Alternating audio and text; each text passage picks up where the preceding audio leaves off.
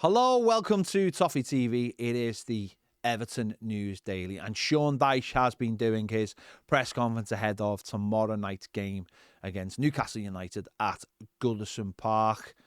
Obviously, a very tough game against a Newcastle side that are absolutely flying, but listen, their away form isn't amazing. I mean, I know our home form isn't amazing, but there you go. So it's a big game, and obviously the manager was asked about the squad and how it is right now.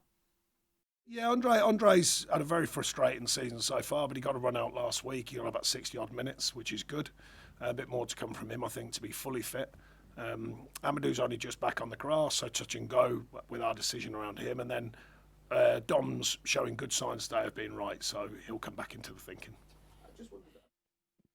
Yeah, obviously Dominic Calvert-Lewin and Onana are the big ones, aren't they, that are on the lips of every Everton fan, wondering if they're going to be back. Sounds positive for Dominic Calvert-Lewin. Sounds like it was just a precaution for last week, and they obviously wanted to make sure that they just keep an eye on it, because obviously they're going to be looking at that. That's going to be a thing happening all the time. If he's injured, they're going to be learning every time he gets that stiffness, every time he gets that tightness, whether it's something they've got to worry about long term or something that they can deal with short term, and they just can't take those chances. And that's why obviously Everton had to invest in another striker, and obviously Beto played against Nottingham Forest, so that is good news. Onana obviously he's back on the grass, so that is also good news. Now whether he's involved in this game, we'll have to wait and see. But obviously we've got a game Sunday, and then we've got a game the Saturday after, the Wednesday, the Saturday, Boxing Day,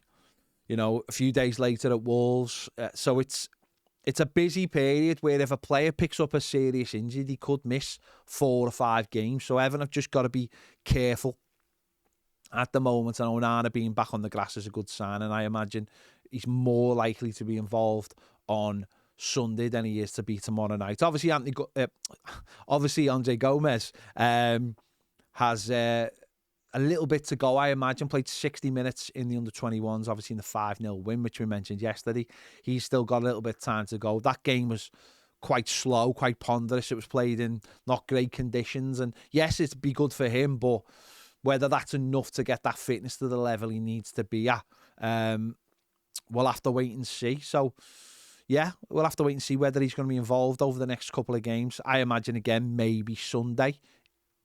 Or maybe he'll get another under-21s game under his belt. We'll have to wait and see. But another player who obviously did feature with the under-21s recently has been back on the bench is Sheamus Coleman. Let's hear Sean Dyche's thoughts on the return of Sheamus Coleman. Yeah, but I mean, excuse me, I've spoken clearly recently about the different style of fullbacks we've got and the mixture we've got. Miko's developing all the time and getting stronger, I feel. Youngie with his age, experience, likewise, similar but different with Sheamus. And obviously Pato, maturing as a player. So there's a good feel about the fullback areas, and we wanted that balance. I think we have got that balance and the demand, and I think that's important. Who gets the shirt, who's playing, not just by the individual, by the team, the way the team shapes it, the way it's performing, the way we're getting results. And what do you make of?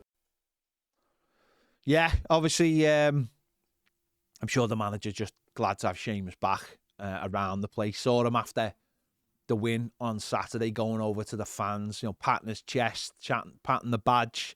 He must be a great fella to just have round, and have him back available doesn't mean he has to go straight back into the team.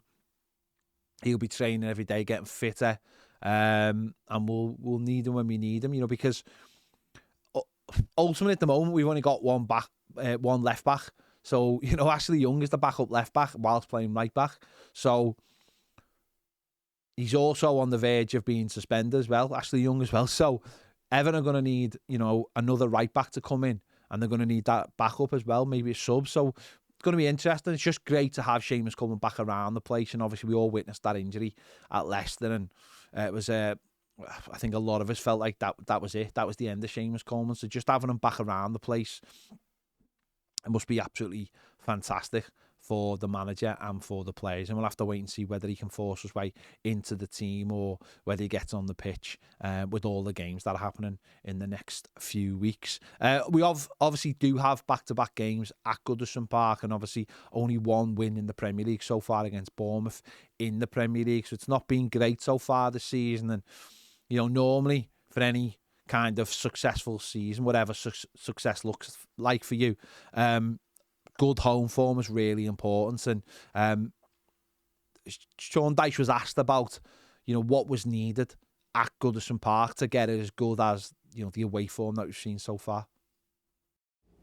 I think putting it in the net. I think, the amount of chance we've created, the quality of chance as well. I've never been obsessed by the amount. I always think it's the quality of chances, but the quality of chance we've made at home and the performances, on top of good performances, I think. But you've got to score a goal. You've got to put it in the net. So I think that's the thing that we've got to keep on the detail with, really. But keep the belief equally. You've got to keep creating. You've got to keep asking questions of the opposition and then find the moment of truth. The 2 games, yeah, obviously we're going to need some big performances at Goodison Park in the next 2 games, and that has to be the catalyst, doesn't it? It has to be the catalyst to get us away from where we are right now. The away form is superb. I think it's like top 4 for the amount of points, but unfortunately home form is bottom 3. So that has to turn around, and the sooner we do that, the better. And obviously we want good memories at Goodison Park before we leave. We want those good memories of successful times and wins, and let's get that done. But talking of moving from Goodison Park, there's been new pictures shared today of Everton's new stadium on the Everton Stadium Twitter account, or X account. What has been shown is that the West Stand, the terracing for that has been completed. That bottom part of it, which was left without any seating areas in it for a whilst they was finishing off the roof, making sure all that was done so they could get as close to the roof as they can. That's all been finished off now. So that's again another big moment. They're obviously doing the east at the moment as well, putting the concrete in on the east side as well. So that's all brilliant. And in the South Stand, we have started to see seats go into the South Stand as well, which is absolutely fantastic as well. The seats go basically all across the East Stand now. There's a little gap, just one little section onto the South Stand, and it's onto the South Stand, the top part of the South Stand, which will be seating. Obviously, the lower part will be rail seating. But again, absolutely fantastic to see it going on and moving on so fast. Everton have said that they hope to have all the seats in the upper areas of the stadium done by Christmas. And you imagine that would be the same with the east side as well of the terracing.